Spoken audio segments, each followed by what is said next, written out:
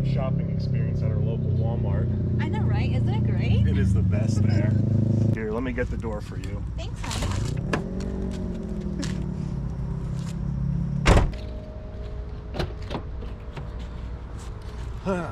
It's time to go home before those groceries spoil. I know. We should go home quick. Oh, come on, come on.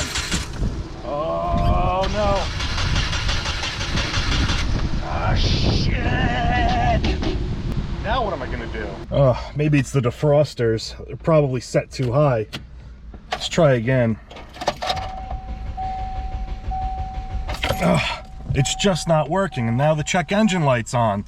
I'm not a rocket scientist. How am I possibly gonna manage to figure out what's going on with my vehicle? I don't know where to even begin. Do you know whose car's working? Greg's car's working. I don't want to hear about Greg and his cars working, always. His cars are working because they're great. I don't even know what I'm gonna do. I can't afford a mechanic. I'm addicted to mobile gaming. Lord's Mobile in particular. If you like the game, make sure you check out the link in the description below with my code to sign up. But, I just wish there was something I could do right here in this Walmart/Sears parking lot. Oh, what a day. I just wish I knew what to do in this situation. Wow. What was that? Oh my goodness. It's a CGSULIT, or whatever this is, OBD2 scanner with all these different features. Just check out what this thing can do. Now I'll be able to fix my car and my wife won't leave me for Greg. Oh, nice injection molded plastic. The feel is really premium. An extension cord if I want to go bungee jumping with it. And the standard pin size for a normal OBD2 reader. Let's plug it in and see what kind of codes I have. Come on, come on, come on. Oh, it started. Great. Oh, but it's running like garbage. Just listen to that. I mean, it definitely sounds like your standard Subaru Boxer motor, but there's something that's not right here. Oh, the check engine light's on, and it's flashing too. That must mean it's important.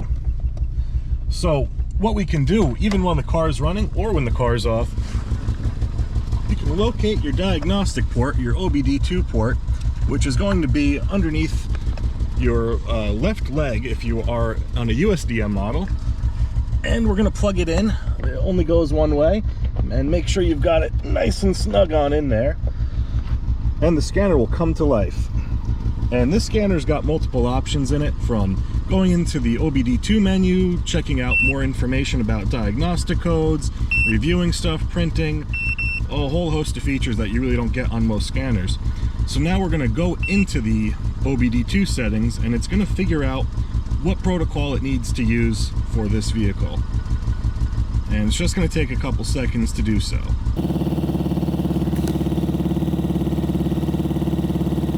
Alright, now it's found the protocol. And it looks like the mil status, it's on, so which is right, the check engine light is most certainly on. And we're not going to erase previous codes just yet, so no. Let's look at read codes here, because it's got one. Oh, cylinder 3 misfire detected. Well, that could be why it's running so badly. And with the cylinder 3 misfiring, that's usually related to the ignition. So first place we're going to look is at the ignition coil itself. Looks like the plug came undone and now it's just arcing out to a bolt. That can't be good. So before we get the big zap, let's turn this thing off. And it does smell horrible.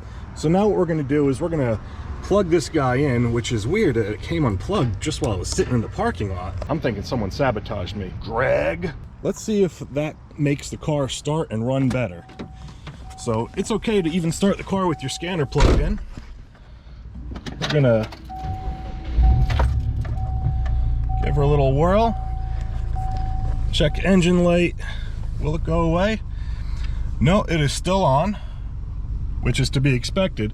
So we're going to go back here, go into the stored codes again, and if we want that gone, all we'll have to do is go in and erase that code. Now that we see the code, we're going to hit this question mark button, And this gives you a list of possible options about what's going on. Faulty ignition coils, open or short circuit in the ignition coil.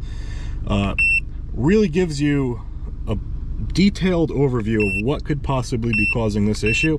And we found out that the spark cable came unplugged, the HT leads in some countries. So now we're going to go back and go back one more. And from here, let's view the live data. Let's see what's going on with this thing.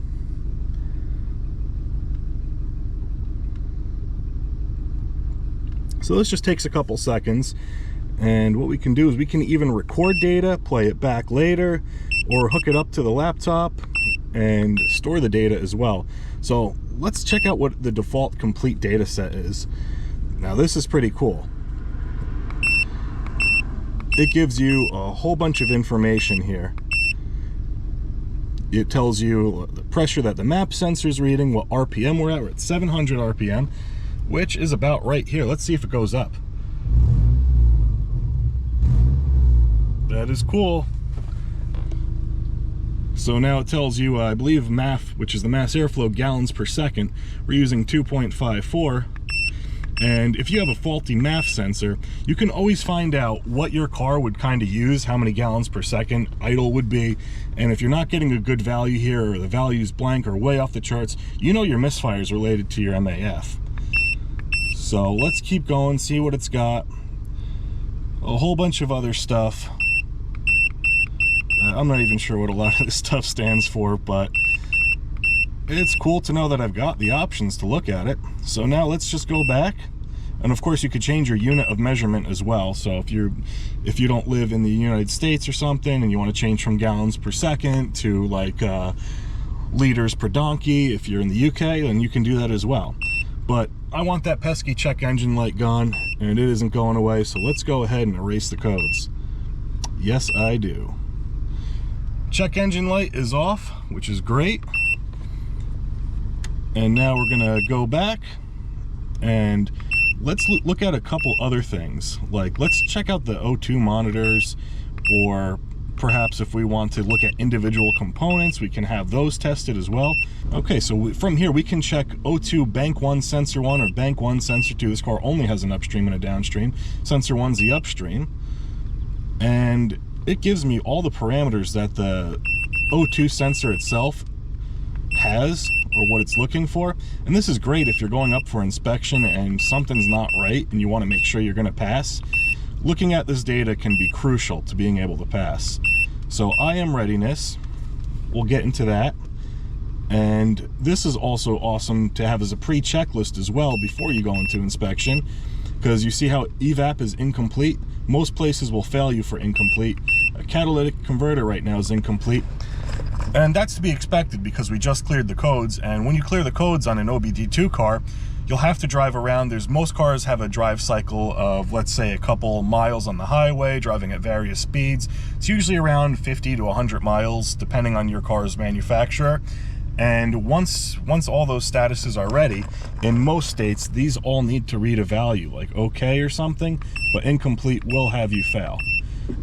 So we can look, we are still incomplete, non-applicable for some things, but that is a neat feature to make sure that you are ready before you go into inspection.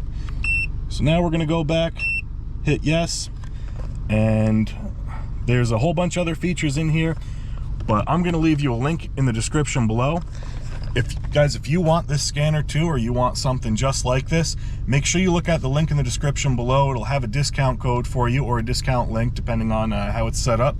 That way you can get a certain percentage off of this thing. And actually, I've been using this for a little while before that we did this little skit, and I like the scanner so far. I've been able to use it on the BMW and the Sentra and a couple other different vehicles, my buddy's vehicles as well. It's worked out really well. We were able to diagnose some cool stuff, especially with the suggestions it gives you. So that's going to be it for this video. Thank you guys so much for watching. I hope you liked the little comedy sketch that we did in the beginning. And maybe get into some more of those, or if it's annoying, let me know in the comments. Give me a thumbs up if you liked the video, thumbs down if you didn't like this video. And as always, thank you guys so much for watching. Make sure to subscribe because I'm going to have some more cool videos coming up. And remember, as always, keep it foul.